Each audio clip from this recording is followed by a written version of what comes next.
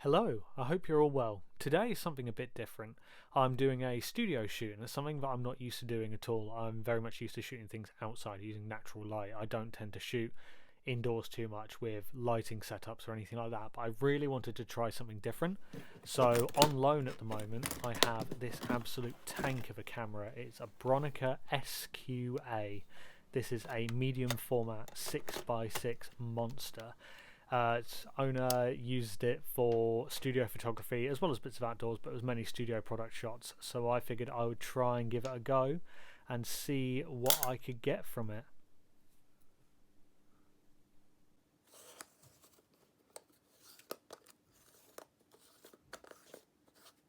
So I should probably run you through what I'm doing. So this is attempt number 2 to do a product shot of my SQ-A Jazzmaster.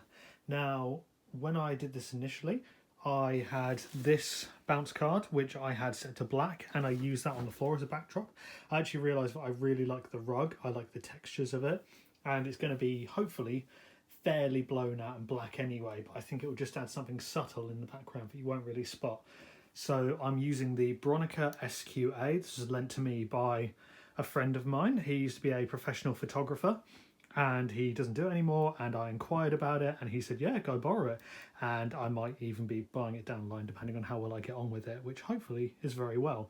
So this is a 6x6 format medium camera, so 6x6 centimeter negatives. If I take the back off for you, I haven't got any film loaded in it yet, but to give you an idea, that's heckin' chunky in comparison to 35mm certainly, which is my medium of choice. So I'll just slot that back on. So currently I'm just waiting for the postman to come with 2 fresh rolls of Ilford XP2, as I tried this yesterday with Kodak just Color Plus 200. The film expired in 1996, so it was over 2 decades old. I did overexpose by a couple of stops, but clearly it wasn't enough, as my negatives were basically non-existent. Which they are basically see-through. You can see a faint outline, but there's virtually nothing there, and my scanner had a real hard time picking it up. Annoyingly, my scanner isn't designed for 120 film either, so that probably didn't help the situation, but it is what it is. Things that I should probably note as well. So along with the Bronica 6x6 back, the back that comes with it, I'm also using the 150mm lens. This is the equivalent of around 75mm on 35mm. I'm also using a close-up filter. This is a +1. I'm not entirely sure what that equates to, but that means that that's the difference from the camera being up here to being down here.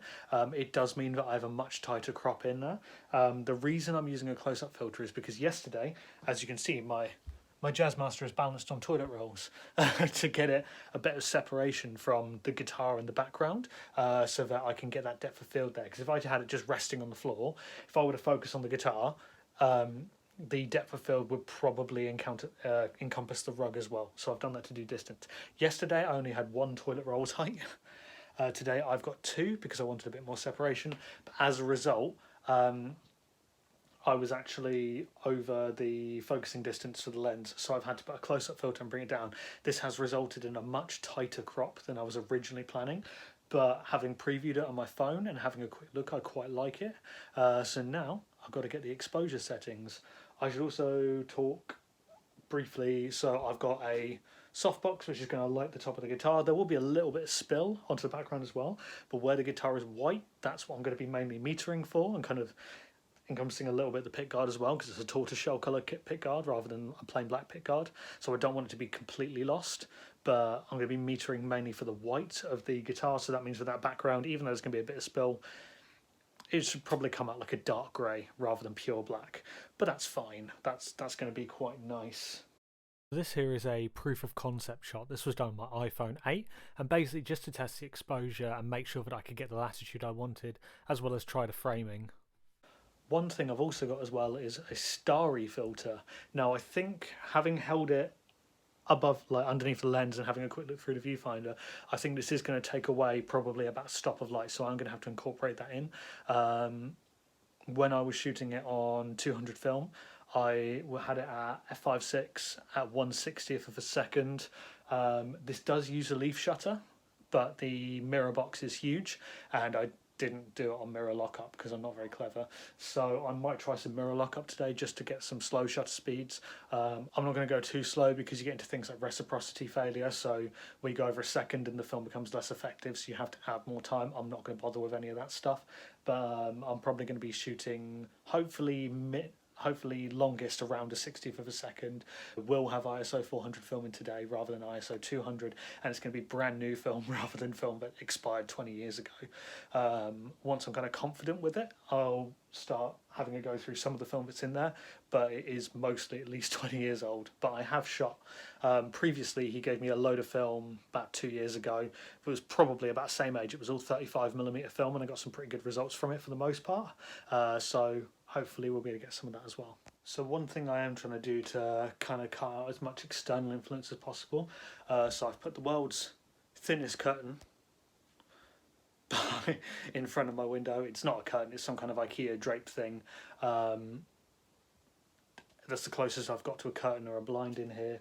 I've got the softbox to just add light in so that I can really try and expose for that, and it's a nice cooler light as well. I'm going to be shutting this door as well just to kind of, it doesn't make much of a difference, but any difference is helpful. So hopefully we'll be able to get a really nice exposure from it.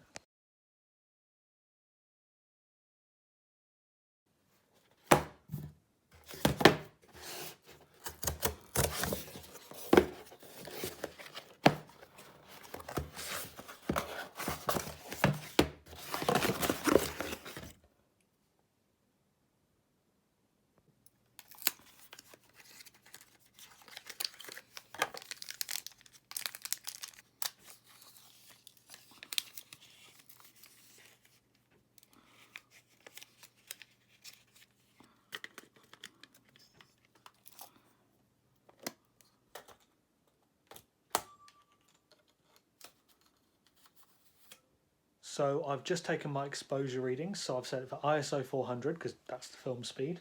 I've used an app to check that, and I've written it down on my hand because I'm using my phone to film me, so I can't really show you what the app says. But it was showing f5.6, 1/125th of a second to get a correct exposure. I've exposed for mainly the white. It was saying to expose for the white of the body it was 1/125th, and to expose for the pit guard it was 1/60th. So I'm probably going to do both, seeing as I've got 12 shots. I'm not going to be walking around with this, so I'm going to do all 12 shots in the room now. This does not have a light meter built into it. You can get a prism, a viewfinder prism with a light meter built into it, and it will allow the camera to auto expose as well. But in this configuration it doesn't have a light meter, so I've just used an app on my phone. So we want 1/125th of a second. ISO, this only does something if you've got the AE module on it, otherwise it just kind of is a reminder for yourself. And then I've already set my aperture to f5.6, which hopefully you can see. And then if I just do the depth of field preview to give you an idea. So you can see the frame lines, they're obviously telling me what the framing is. So the whole guitar is not in frame. I've gone for a select amount just because I feel you might as well lean into the square format, and again with the limitations of kind of what I've got. So the 150mm lens. Now the reason I've had to put the close-up filter on it is because when it was up here you can actually see the tripod legs. I do also have an 80mm lens, but again 80mm lens, it allows me to get closer, but I've got the exact same issue where it's a wider field of view, is you can see these tripod legs. So this is kind of I quite like the composition, and this is kind of what I've gone for here. So let's find out. Okay, so I might have already cocked up, but hey, that's why we buy 2 rolls of film. So the camera wasn't firing. I realised it's because I had it in multiple exposure. Well, the camera wasn't advancing, sorry. So I realised I had it in multiple exposure mode. So that's this little switch here. So if you switch it down, that puts it in multiple exposure mode, and switch back up and it's in single. This is the mirror lockup position, so I might be utilising that if I go to a slower shutter speed. So yeah, I might have already cocked this roll of film up. So what I think I'm going to do is I'm going to shoot both rolls of film, develop the second roll first, and then see what happens. But here we are. So, back to the good stuff. We are f5.6, ISO 400, obviously that's not going to change, and 125th shutter speed. Let's do this. So what is quite cool about this camera is it's actually using a leaf shutter. So it does take a battery, and the battery is purely to control the leaf shutter in the lens. So that slap you hear is not the shutter, it's the mirror. So what you can do is you can set it to mirror lockup. So you had the shutter go there. So now the mirror is locked up. If I were to look in the viewfinder, I can't see squat. So now what I might do, just for a bit of fun, is I'm going to take it to 1/30th of a second, drop it down to f8. It's the same exposure. Give it another go. And let's have a listen, shall we? Isn't that quiet? That's legit the quietest shutter I've ever shot, apart from maybe my friend's X100. But yeah, that is ridiculous. So I've just put the starlight filter on this as well. So it's got the close-up filter and then the starlight filter on top. I'm going to change it back down. I'm probably going to shoot this one at f4, just to give me a bit more. F4 back at 1/125th, and then I'm going to shoot at f4 at 1/60th. I might take it down to 3.5 as well, just to have a look, and then probably go back up to, and gradually make my way back up to 5.6. So yeah, we'll see in a bit. There we go, that is one roll of XP2. Also, side note, I didn't know that these have glue on them, so if you lick them, then they glue, which is really cool. I just thought, yesterday when I shot some, I used tape, which wasn't the best thing in the world, but there we go. Yeah, so glue. I'm debating whether to reframe it for the next lot of film, just because when I did open it, the film was still fairly compact, so I don't know if I've cocked it, if I'm being honest with you, so we shall see. Okay, so I've got my second composition now. It's a more macro-esque shot. What I'll do, I'm just kind of pop that down. You kind of see the vibe I'm going for. So again, just kind of portion of the guitar, getting quite close. It's about as close as I can get with the way I've got my tripod set up. I do have my bag underneath it, just weighing it down. That's got my A7 Mark II, as well as my 28-70 in there just for weight. So it's significantly heavier than the camera. But yeah, let's go for round two and see how we go. So now what you can see is some of the images taken. So these are essentially going to be the same composition. What you will find is the composition does move slightly because as I was winding the film advance, it was actually knocking the camera slightly, so the composition is slightly different. But this is taken at various f-stops, various shutter speeds to, for the most part, maintain the exposure apart from until you get to the end. The very last photo just taken after this actually had the starlight filter on it, and you can see how the screws are accented by that. I think the thing that really astonished me with this is how sharp the image was and how much detail I was able to pull out, which is amazing. I watch a lot of videos on medium format online and they talk about being able to get 100, 200 megapixel scans, and you think, yeah, that's really cool. And you don't really get it until you see it in person. Like this was able to take up my 27-inch screen and I was able to zoom in on 1:1, and it was just amazing how much detail it has. So to finish off this video, I'm just going to show you some film that I took a couple of days later, walking around my usual spot that I can get to at the moment. This was shot on Ilford XP2 that was 22 years expired.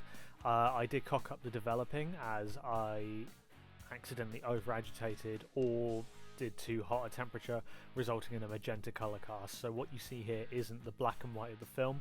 I had to apply a black and white filter onto it afterwards in post to get it looking good, so it doesn't look like XP2, but the results are really nice, and I think it shows the characteristics of the camera and the lens.